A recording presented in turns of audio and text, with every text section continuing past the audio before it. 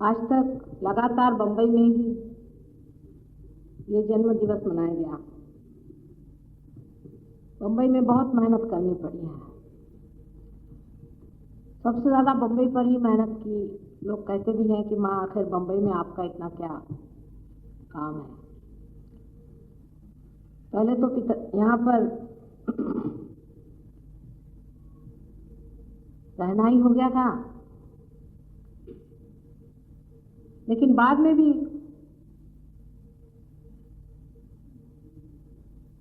बंबई में काम बहुत हो सकता है, ऐसा मुझे लगता है। हालांकि बंबई पे कुछ छाया सी पड़ी हुई है। अभी दिल्ली में थोड़ा सा भी काम बहुत बढ़ जाता है। देहातों में भी बहुत काम हुआ है, हजारों लोग पार हो गए, इसमें कोई शक नहीं। लंदन जैसे शहर में भी बहुत काम हुआ है, लेकिन बंबई के लोगों पे कुछ काली छाया सी पड़ी हुई है।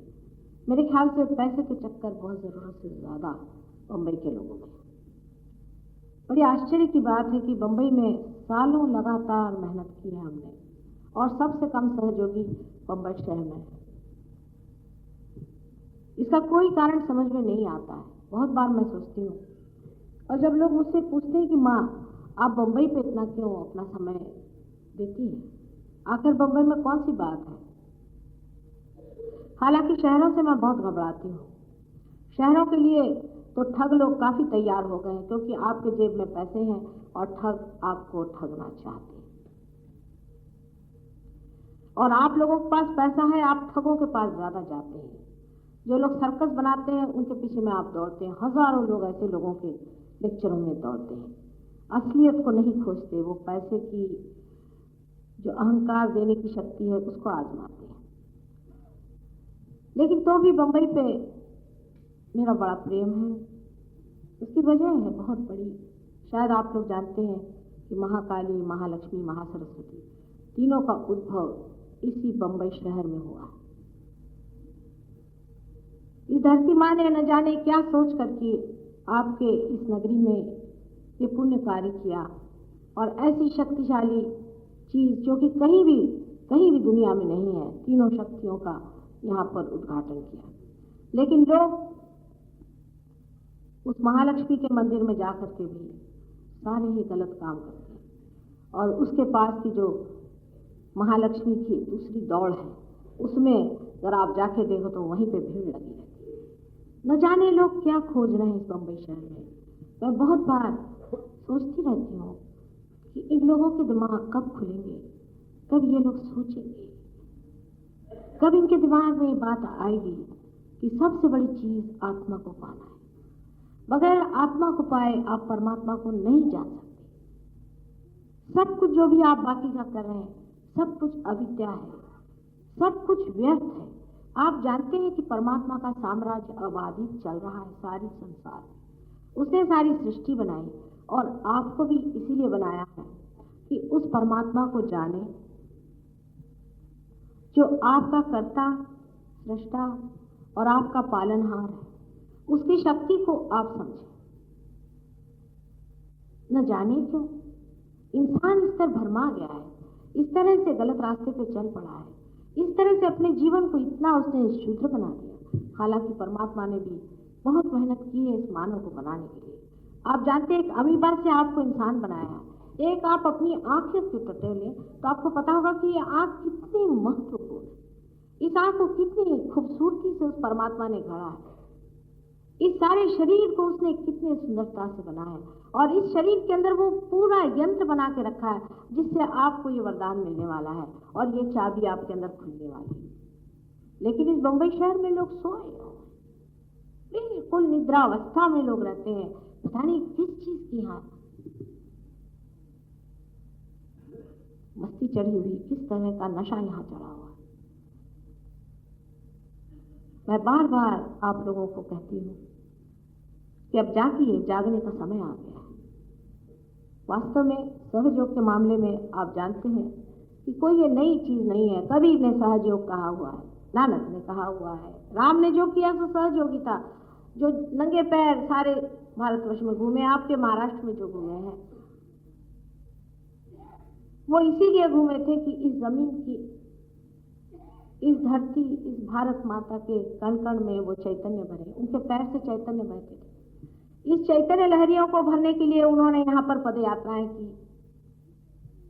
धरती माँ ने भी यहाँ पे अष्टविनायक की उत्पत्ति की हुई है, वो भी इसीलिए कि चैतन्य की लहरी यहाँ बहते रहे और लोग इसको जानते रहे। उसके बाद कृष्ण ने भी जो कुछ भी किया वो भी सहयोग ही था, पूरा सहयोग था। राधा जी स्वयं साक्षात शक्ति थी। राधा, रा माने शक्ति, धा माने धारने वाली।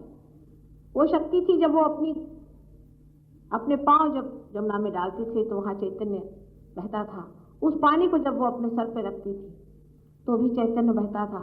उस पानी को वो कंकड़ मार के जब जमीन पर गिराते थे तब भी चैतन्य वहां डालते थे। जब गोपियां अपने सर पे जमुना का पानी रख के चलती थी तो उस पे भी कंकड़ मार करके उनके पीठ पर वो चैतन्य के पानी गिराते थे, जिससे उनकी जागृति हो जाए। जो वो रास खेलते थे, रा माने शक्ति, स माने सही, शक्ति के सहित जो वो सबको खड़ा करके नचाते थे, वो भी राधा जी के बदन से बहने वाली चैतन्य शक्ति सब में दौड़ाते थे।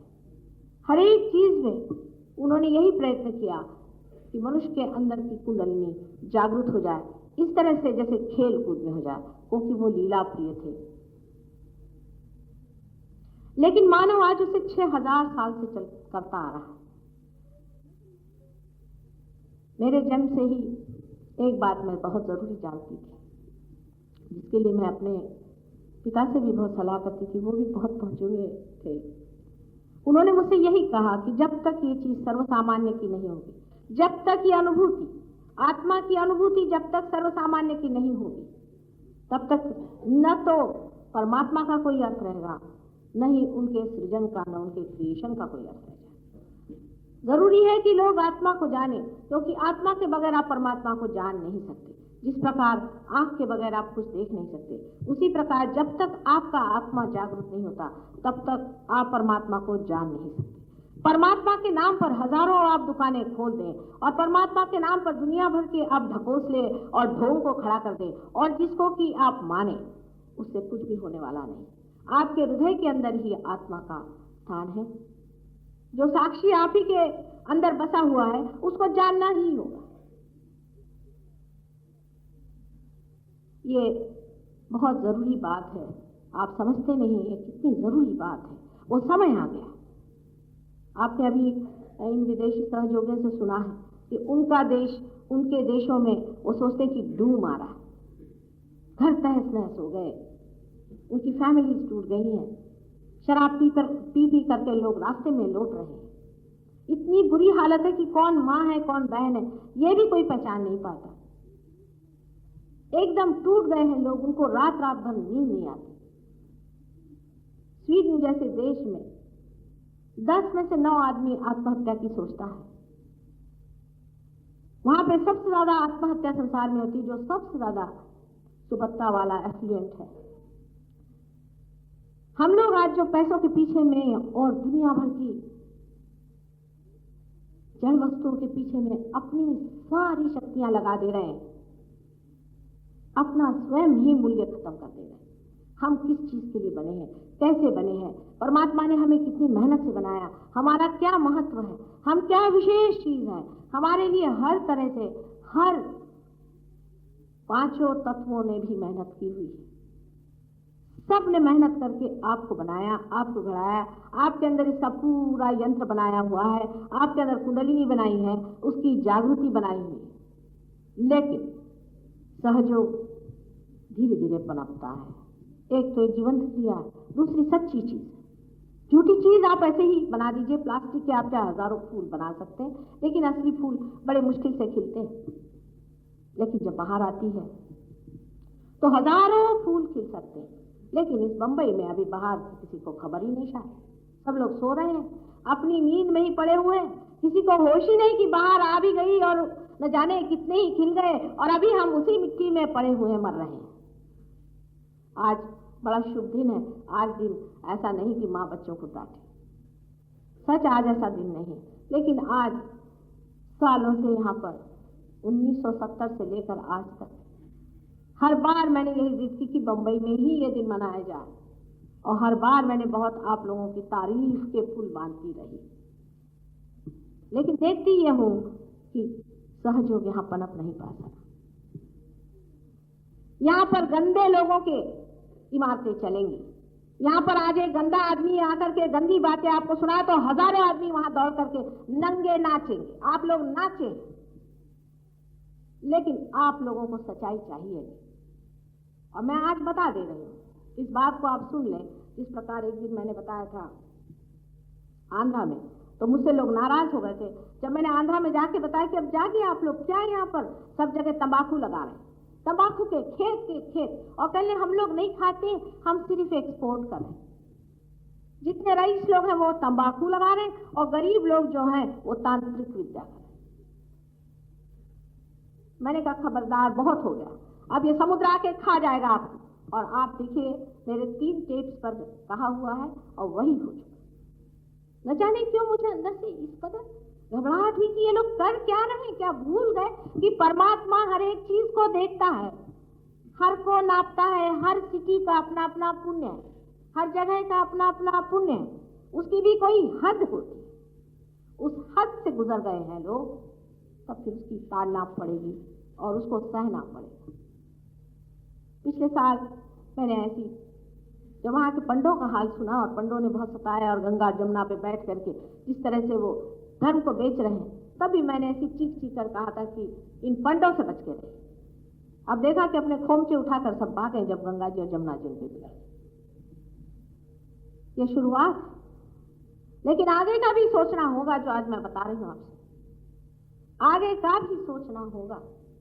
इससे आगे जो कल की अवतरण आने वाला है वो आपके सामने आकर ऐसे बताएगा नहीं, आपसे विनती नहीं करने वाला, आप पे मेहनत नहीं करने वाला, आपको रियलाइजेशन देने नहीं वाला, आपके कैंसर की बीमारियां ठीक नहीं करने वाला। वो तो हाथ में तलवार लेके खटाखट आखिरी चीज करेगा। उस वक्त सर्वनाश, यही उनका कार्य है। सहयोग में बहुत अच्छा है, इसमें इंटीग्रेशन है, सुख है, आनंद है, शारीरिक सुख है, मानसिक सुख है और परमात्मा का आशीर्वाद है। बहुत सुंदर है। लेकिन कल की युग में ये नहीं होने वाला। कल की के अवतरण के बारे में आपने सबने सुना है और वो होने वाला है। उससे पहले थोड़ी सी मियाद है, थोड़ा सा समय है, उसमें मेहरबानी से अपनी आत्मा की आंखें खोलें। आपके अंदर आत्मा हमेशा वास करता रहा और आपकी कुंडलिनी भी आपके साथ हमेशा रहती है। लेकिन आज तक कुंडलिनी को न जाने क्या क्या लोगों ने बना रखा है, जो कि आपकी स्वयं माँ है, और आप भी उस चीज को हर समय किस तरह से सुनते रहे। मेरी यही समझ में नहीं आता कि कुंडलिनी जो कि आपकी स्वयं की माँ है, उसके ऊपर गाली गलौज लगाने वालों की बातें आप बड़े प्रेम से सुनते रहे और उनके लिए रुपया दे दे करके, और वहां आपने घंटों लगा दिए, उनके टेप लगा लगा करके भक्ति से आपने उनकी गुरु विद्या सीख ली।